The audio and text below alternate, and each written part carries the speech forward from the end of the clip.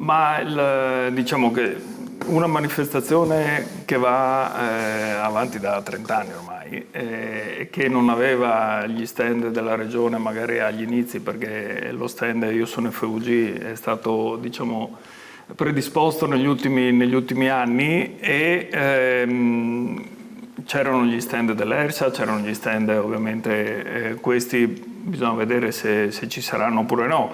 Un conto è se parliamo di stand e di diciamo qualcosa di fisico in quella manifestazione, un conto se parliamo di finanziamenti che venivano poi garantiti per la festa, e quindi bisognerà vedere se questi verranno confermati o meno, se c'erano o non c'erano, ma credo che la Regione in qualche modo ovviamente abbia sempre contribuito alla manifestazione. Sia chiaro che questa decisione non va a colpire l'iniziativa, assolutamente. Abbiamo coscienza della bontà di questa manifestazione e la Regione, a riprova di un tanto, col suo assessore, ha remesso il denaro necessario. Basta vedere l'ultimo grandi eventi, sono solo lì 90.000 euro.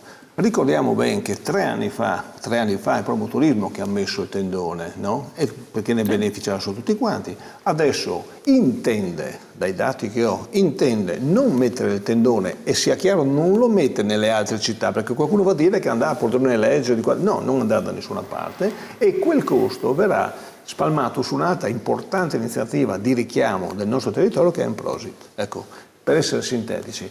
Però una notizia del genere, già uscita a gennaio e adesso sia oggetto di contestazione, cioè la fa, sai, chi a pensare male a volte ci si azzecca, non credo che sia una cosa corretta.